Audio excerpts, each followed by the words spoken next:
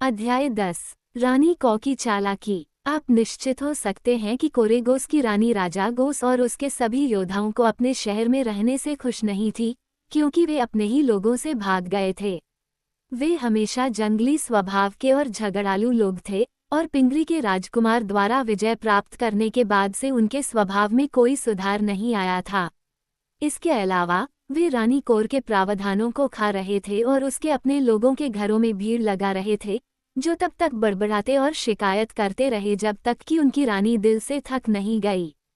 तुम्हें शर्म आनी चाहिए, उसने अपने पति राजा गोस से कहा। एक लड़के, एक गोल मटोल राजा और एक बकरे द्वारा तुम्हें तुम्हारे शहर से बाहर निकाल दिया जाना चाहिए। तुम वापस जाकर उनसे क्यों नहीं लड़ते? कोई भी इंसान जादू की शक्तियों से नहीं लड़ सकता, राजा ने रूखे स्वर में कहा। वह लड़का या तो परी है या परियों के संरक्षण में है। हम अपनी जान बचाकर भागे, क्योंकि हम जल्दी से भाग गए थे, लेकिन अगर हम रेगोस वापस लौटते हैं, तो वही भयानक शक्ति जिसने शहर के द्वार तोड़ दिए थे, हम सभी को चूर चूर कर देगी। वाह, तुम काया हो, रानी ने ताना मारते हुए कहा। मैं काया नहीं हूँ, बड़े राजा ने कहा। मैंने युद्ध में अपने सैकड़ों शत्रुओं को मारा है, अपनी तलवार और अपने अच्छे दाहिने हाथ की ताकत से मैंने कई राष्ट्रों पर विजय प्राप्त की है। मेरे पूरे जीवन में लोग मुझसे डरते रहे हैं, लेकिन कोई भी पिंगरी के राजकुमार की जबरदस्त शक्ति का सामना करने की हिम्मत नहीं करेगा, भले ही वह लड़का हो। ऐसा करने की कोशिश करना साहस नहीं, मूर्खता होगी। तो फिर उसकी ताकत का सामना चालाकी से करो, रानी ने सुझाव दिया। मेरी सलाह मानो और रात को अंधेरे में चुपके से रेगोस जाओ और सोते हुए लड़के को पकड़ लो या मार डालो। जवाब मिला, कोई भी हथियार उसके शरीर को छू नहीं सकता। वह एक जादुई जीवन जी रहा है और उसे कोई चोट नहीं पहुंचा सकता। क्या मोटे राजा के पास जादुई शक्तियां हैं या बकरी के पास?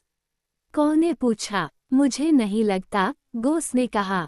हम उन्हें वास्तव में लड़के से अधिक घायल नहीं कर सके, लेकिन उनमें कोई असाधारण ताकत नहीं थी। हालांकि बकरी का सिर एक मेरे से भी अधिक कठोर होता है। ठीक है, रानी ने सोचा, उस दुबले पतले लड़के को जीतने का कोई न कोई तरीका तो है ही। अगर तुम ये काम करने से डरते हो, तो मैं खुद ही चली जाऊंगी। किसी तरकीब से मैं उसे अपना कैदी बनाने में कामयाब हो जाऊंगी। वह रानी की अवज्ञा करने की हिम्मत नहीं करेगा, और कोई भी जादू एक औरत की चालाकी के सामने टिक नहीं सकता। अगर तुम चाहो तो आगे बढ़ो, राजा ने दुष्ट मुस्कान के साथ उत्तर दिया, और अगर तुम्हें अंगूठों से लटका दिया जाए या कालकोठरी में डाल दिया जाए, तो ये तुम्हारे लिए उचित होगा, क्योंकि तुम सोचते हो कि तुम वहां सफल हो सकते हो जहां एक कुशल योद्धा प्रयास करने का साहस नहीं करता। मुझे डर नहीं है, रानी ने उत्तर दिया। केवल सैनिक और गुंडे ही काया होते हैं। इस दावे के बावजूद रानी कोर उतनी बहादुर नहीं थी जितनी चालाक थी। कई दिनों तक उसने इस योजना पर विचार किया और ये तय करने की कोशिश की कि कौन सी योजना सफल होने की सबसे अधिक संभावना है। उसने बालक राजकुमार को कभी नहीं देखा था, लेकिन पराजित योद्धाओं और विशेष रूप से कप्तान बज़्ज़ब से उसके बारे में इतनी कहानियां सुनी थीं कि उसने उसकी शक्ति का सम्मान करना सीख लिया था। इस ज्ञान से प्रेरित होकर कि वह अपने अवांछित मेहमानों से तब तक छुटकारा नहीं पा सकेगी जब तक कि राजकुमार इंगा को पराजित नहीं कर दिया जाता और राजा गोस के लिए रेगोस को वापस नहीं ले लिया जाता। कोरेगोस की रानी ने आखिरकार किस्मत और अपनी मूल बुद्धि पर भरोसा करके एक सरल दिमाग वाले लड़के को हराने का फैसला किया, चाहे वह कितना भी शक्तिशाली क्यों न हो। इंगा को अंदाजा नहीं था कि वो क्या करने जा रही है, क्योंकि वह खुद नहीं जानती थी। उसने साहपूर्वक कार्य करने और जीतने के लिए मौके पर भरोसा करने का इरादा किया। ये स्पष्ट है कि यदि चालाक रानी को पता होता कि इंगा ने अपना सारा जादू खो दिया है, तो वो उसे पकड़ने के साधारण मामले में इतना समय नहीं लगाती, लेकिन अन्य सभी की तरह वह भी रेगोस को पकड़ने में उसके द्वारा दिखाए गए शक्ति के अद्भुत प्रदर्शन से प्रभावित थी, और उसके पास यह मानने का कोई कारण नहीं था कि अब लड़का कम शक्तिशाली हो गया है। एक सुबह रानी कोर ने साहपूर्वक नाव में प्रवेश किया और अपने साथ 4 लोगों को लेकर एक अनुरक्षक और अंगरक्षक के रूप में सनकरी नहर पार करके रेगोस पहुंची। राजकुमार इंगा महल में बैठकर राजा रिनकिटिंग के साथ शतरंज खेल रहे थे, तभी एक नौकर उनके पास आया और बताया कि रानी कौर आ गई हैं और उनसे मिलना चाहती हैं। इस आशंका के साथ कि कहीं दुष्ट रानी को ये पता न चल जाए कि उसने अपनी जादुई शक्तियां खो दी हैं, लड़के ने उसे अंदर आने का आदेश दिया और वह शीघ्र ही कमरे में दाखिल हुई और दिखावटी सम्मान देते हुए उसके सामने झुक गई। कौ एक बड़ी महिला थी, लगभग राजा गोस जितनी लंबी। उसकी आंखें काली थीं और उसका रंग जिप्सियों जैसा था। जब वह चिढ़ जाती थी तो उसका गुस्सा बहुत भयानक होता था और उसके चेहरे पर एक दुष्ट भाव होता था जिसे वह मीठी मुस्कान से छिपाने की कोशिश करती थी, अक्सर जब वह सबसे ज्यादा शरारत करना चाहती थी। मैं आई हूँ, उसने धीमी आवाज में कहा, पिंगारी के महान राजकुमार को श्रद्धांजलि देने के लिए। मुझे बताया गया है कि महाराज दुनिया के सबसे शक्तिशाली व्यक्ति हैं और युद्ध में अजेय हैं, और इसलिए मैं चाहती हूँ कि आप मेरे दुश्मन के बजाय मेरे दोस्त बने। अब इंगा को समझ नहीं आ रहा था कि इस बात का क्या जवाब दे। उसे महिला का रूप रंग नापसंद था और वह उससे डरता था और उसे धोखा देने की आदत नहीं थी और वह नहीं जानता था कि अपनी असली भावनाओं को कैसे छिपाया जाए। इसलिए उसने अपने जवाब पर सोचने के लिए समय लिया, जो उसने आखिरकार इन शब्दों में दिया। महाराज, मेरा आपसे कोई झगड़ा नहीं है और मेरे यहाँ आने का एकमात्र कारण मेरे पिता और माता तथा मेरे लोगों को, जिन्हें आपने और आपके पति ने अपना दास बना लिया है, मुक्त कराना है तथा वह माल वापस प्राप्त करना है जिसे राजा गोस ने पिंगरी द्वीप से लूटा है। मुझे आशा है कि यह कार्य शीघ्र ही पूरा हो जाएगा, और यदि आप वास्तव में मेरे मित्र बनना चाहते हैं तो आप मेरी बहुत सहायता कर सकते हैं। जब वह बोल रहा था, रानी को अपनी आंखों के कोनों से चुपके से लड़के के चेहरे का अध्ययन कर रही थी और उसने खुद से कहा, वह इतना छोटा और मासूम है कि मुझे विश्वास है कि मैं उसे अकेले ही और आसानी से पकड़ सकती हूँ। वो बहुत भयानक नहीं लगता है और मुझे संदेह है कि राजा गोस और उसके योद्धा बिना किसी कारण के डर गए थे। फिर ऊंची आवाज में उसने इंगा से कहा, मैं आपको, शक्तिशाली राजकुमार और आपके मित्र गिलगाड के महान राजा को कोरेगोस में मेरे गरीब महल में आने के लिए आमंत्रित करना चाहता हूँ, जहाँ मेरे सभी लोग आपका सम्मान करेंगे। क्या आप आएंगे? फिलहाल इंगा ने बेचैनी से कहा, मुझे आपके इस दयालु निमंत्रण को अस्वीकार करना होगा। वहाँ दावतें होंगी, नाचने वाली लड़कियां होंगी, खेल होंगे और आतिशबाजी होगी, रानी ने कहा, जैसे वह उसे लुभाने के लिए उत्सुक हो और प्रत्येक शब्द के साथ वह जहाँ वह खड़ा था उसके एक कदम निकट आती जा रही थी। लड़के ने दुखी होकर कहा, जब तक मेरे गरीब माता पिता गुलाम थे, मैं उनका आनंद नहीं ले सका। क्या तुम्हें इस बात का यकीन है? रानी को ने पूछा, और तब तक वह इंगा के पास पहुंच चुकी थी। अचानक वह आगे झुकी और अपनी दोनों लंबी बाहों को इंगा के शरीर के चारों ओर लपेट लिया, उसे एक ऐसी पकड़ में जकड़ लिया जो एक शिकंजा की तरह थी। अब रिमकिटिंग अपने दोस्त को बचाने के लिए आगे बढ़ा, लेकिन कौ ने अपने पैर से क्रूरतापूर्वक लात मारी और राजा के पेट पर सीधा वार किया। लात मारने के लिए एक बहुत ही कोमल जगह, खासकर अगर कोई मोटा हो।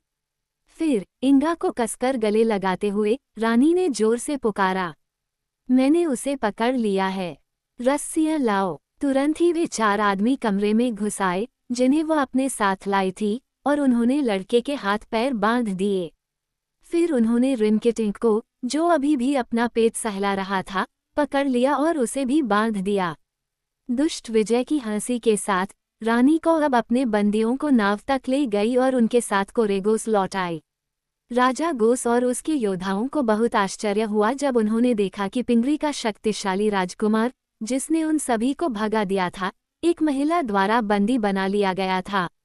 वे कायर थे। अब वे लड़के के चारों ओर इकट्ठा हो गए और उसका मजाक उड़ाया, और उनमें से कुछ उसे मार भी देते अगर रानी चिल्लाती नहीं। हाथ हटाओ, वह मेरा कैदी है, तुम्हारा नहीं।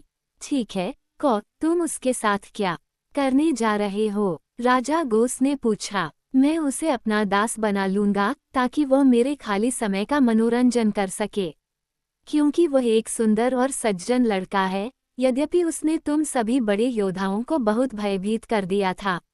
राजा ने इस भाषण पर अपनी भद्दी भद्दी टिप्पणी की, क्योंकि उसे उपहास पसंद नहीं था, लेकिन उसने और कुछ नहीं कहा। वह और उसके आदमी नावों के पुल को बहाल करने के बाद उसी दिन रेगोस लौट आए और उन्होंने राजा के महल और शहर दोनों में खुशी का एक जंगली कार्निवल मनाया। हालांकि रेगोस के गरीब लोग जो योद्धा नहीं थे, सभी इस बात से दुखी थे कि दयालु युवा राजकुमार को उसके दुश्मनों ने पकड़ लिया था और वह अब उन पर शासन नहीं कर सकता था। जब उसके सभी अवांछित मेहमान रेगोस वापस चले गए और रानी अपने महल में अकेली रह गई, तो उसने इंगा और रिनकेटिंक को अपने सामने लाने और उनके बंधन खोलने का आदेश दिया। वे काफी दुखी होकर आए, क्योंकि उन्हें पता था कि वे गंभीर संकट में हैं और एक क्रूर मालकिन की दया पर हैं। इंगा ने व्हाइट पल की सलाह ली थी, जिसने उसे अपने दुर्भाग्य को बहादुरी से सहने की सलाह दी थी और जल्द ही बेहतर बदलाव का वादा किया था। उसे सांत्वना देने के इस वादे के साथ इंगा ने रानी का सामना गरिमापूर्ण तरीके से किया, जो गर्व और साहस दोनों को दर्शाता था। ठीक है नौजवान, उसने प्रसन्न स्वर में कहा, क्योंकि वह अपनी सफलता से प्रसन्न थी। तुमने मेरे बेचारे पति के साथ एक चतुर चाल चली और उसे बुरी तरह डरा दिया, लेकिन उस शरारत के लिए मैं तुम्हें माफ करने के लिए तैयार हूँ। अब से मैं चाहती हूँ कि तुम मेरे लिए एक दूत बनो, जिसका मतलब है कि तुम मेरी इच्छानुसार मेरे लिए सामान लाना और ले जाना।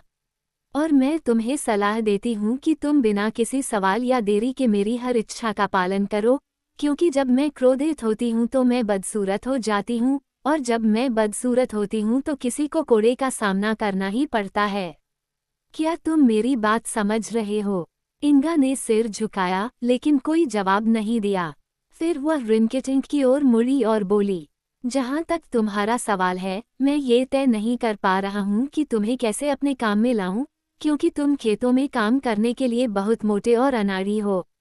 हालांकि ये हो सकता है कि मैं तुम्हें एक पिनकुशन के रूप में इस्तेमाल कर सकूं। क्या? रिनकेटिंक ने भयभीत होकर कहा, क्या तुम गिलगाद के राजा को पिन से मार दोगे? क्यों नहीं? रानी को ने जवाब दिया। आप पिनकुशन की तरह मोटे हैं, जैसा कि आप खुद ही मानते होंगे, और जब भी मुझे पिन की जरूरत होगी मैं आपको अपने पास बुला सकती हूँ। फिर वह उसके डरे हुए चेहरे पर हंसी और पूछा, वैसे क्या आपको गुदगुदी होती है? ये वही सवाल था जिससे रिनकेटिंक डर रहा था। उसने निराशा से कराहते हुए अपना सिर हिलाया। मुझे तुम्हारे पैरों के तलवे पर पंख से गुदगुदी करना अच्छा लगेगा, क्रूर महिला ने आगे कहा। कृपया अपने जूते उतार दो। ओह महाराज, बेचारे रिनकेटिंक ने विनती की, मैं आपसे विनती करता हूँ कि मुझे किसी और तरीके से आपका मनोरंजन करने की अनुमति दें। मैं नाच सकता हूँ, या मैं आपके लिए कोई गाना गा सकता हूँ। ठीक है, उसने हंसते हुए उत्तर दिया, आप एक गाना गा सकते हैं अगर वह एक मज़ेदार गाना हो। लेकिन आप तो बिल्कुल भी खुश नहीं लग रहे हैं। मुझे खुशी महसूस हो रही है, वास्तव में महाराज, मुझे खुशी हो रही है। गुदगुदी से बचने के लिए बेचैन रिनकेटिंक ने विरोध किया, लेकिन जब उसने खुशी महसूस करने का दावा किया, तब भी उसके गोल लाल चेहरे पर भय और चिंता का भाव था जो वास्तव में हास्यास्पद था। तो फिर गाओ, रानी को ने आदेश दिया, जो बहुत खुश हुई। रिनकेटिंक ने राहत की सांस ली और गला साफ करने तथा अपनी सिसकियों को दबाने का प्रयास करने के बाद उसने ये गीत गाना शुरू किया, पहले तो धीरे से, लेकिन अंत में पूरी आवाज में गरजते हुए। ओह, एक मेन एजरई में एक बेबी टाइगर रहता था। फिजी फेजी फजी वे उसे आज़ाद नहीं करते थे, और हर कोई सोचता था कि वह जितना हो सकता है उतना कोमल था। फिजी फेजी फजी बेबी टाइगर। ओह, उन्होंने उसके सिर पर थपथपाया और उसके पंजे को हिलाया। फिजी फेजी फजी उसके पास कुतरने के लिए एक हड्डी थी, लेकिन जल्द ही वह सबसे बड़ा बाघ बन गया जिसे आपने कभी देखा होगा। फिजी फेजी फजी कैसा बाघ था! ओह, एक दिन वे उस जानवर को पालने आए और वह लड़ने लगा। फिजी फेजी फजी उसने कैसे खरोंचा और काटा। उसने पिंजरा तोड़ दिया और गुस्से में वह नजरों से ओझल हो गया। फिजी फेजी फजी एक बाघ था। और क्या इस गीत का कोई नैतिक पाठ है? रानी को ने पूछा, जब राजा रिनकेटिंक ने बड़े उत्साह के साथ अपना गीत समाप्त किया। यदि ऐसा है, रिनकेटिंक ने उत्तर दिया, तो यह एक चेतावनी है कि बाघों के साथ खिलवाड़ न किया जाए। छोटा राजकुमार इस चतुराईपूर्ण उत्तर पर मुस्कुराए बिना न रह सका, परंतु रानी को ने भौहें सिकोड़कर राजा को तीखी नज़र से देखा। ओह, उसने कहा, मुझे लगता है कि मैं बाघ और पालतू कुत्ते के बीच का अंतर जानती हूँ। लेकिन मैं चेतावनी को ध्यान में रखूंगी वैसे भी, क्योंकि उन्हें पकड़ने में मिली सफलता के बाद वह इन लोगों से थोड़ा डरी हुई थी जिन्होंने कभी ऐसी असाधारण शक्तियों का प्रदर्शन किया था।